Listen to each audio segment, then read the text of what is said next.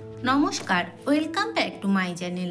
পুতুল জানা সিম্পল ব্লগের পক্ষ থেকে সকল দর্শক বন্ধুদের স্বাগত জানিয়ে আজকে আমি বানাবো দুরকম জুসের রেসিপি।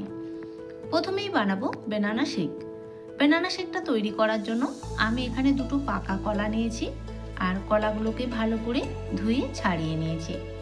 এখন একটা ছুরির সাহায্যে কলাগুলোকে এইভাবে ছোট ছোট টুকরো করে নিতে হবে, তাহলে কলাগুলো যখন ব্লেন্ড করবে খুব ভালোভাবে ব্লেন্ড হয়ে যাবে, এর মধ্যে আর দানা ভাব থাকবে না।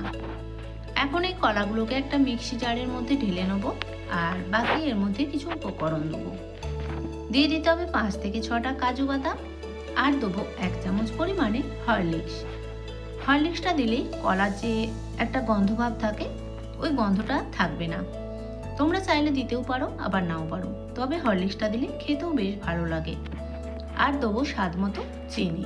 তোমরা যেরকম মিষ্টি খাবে সেই হিসাবে এখানে চিনিটা দেবে।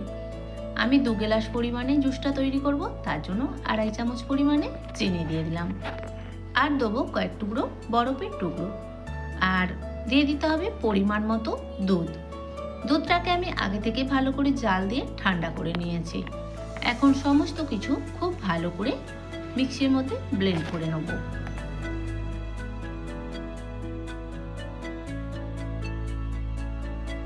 এখানে সব কিছু আমার ব্লেন্ড করা হয়ে গেছে আর দেখো একটা ঘন পেস্ট তৈরি হয়ে গেছে।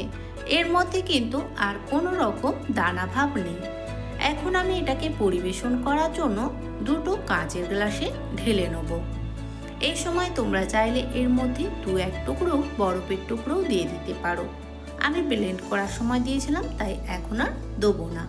আর ওপর দিক থেকে দিয়ে দেবো সামান্য একটু হরলিক্সের গুঁড়ো আর কয়েক টুকরো কাজু বাদামের টুকরো।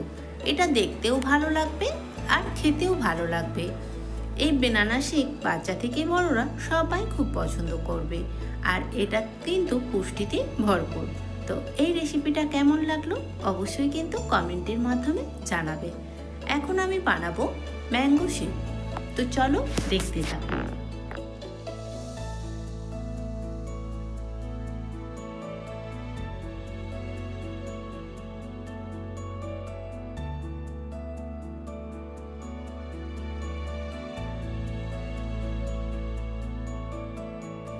এখন ম্যাঙ্গো শেকটা রেডি করব, তার জন্য আমি এখানে একটা পাকা আম নিয়েছি। আমটাকে ভালো করে ধুয়ে নিয়েছি। এখন এই আমের খোসাটাকে ভালো করে ছাড়িয়ে নিতে হবে। আমের খোসাটা ছাড়ানো হয়ে গেছে। এখন এই আমটাকে ছোট ছোট টুকরো করে কেটে নেব। আমি এখানে আমটাকে দেখো 2 রকম টুকরো করে কেটেছি।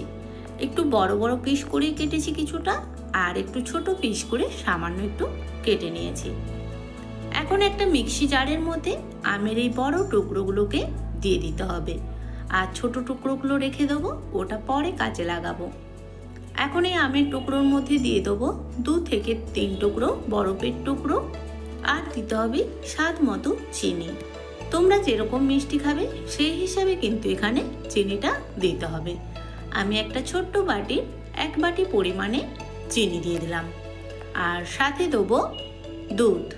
দুধটাও কিন্তু এখানে পরিমাণ মতো দিয়ে দেবে। আমি এখানে এই কাপের 2 কাপ পরিমাণে দুধ দেবো। দুধটাকে আগে থেকেই জাল করে আমি ঠান্ডা করে রেখেছিলাম।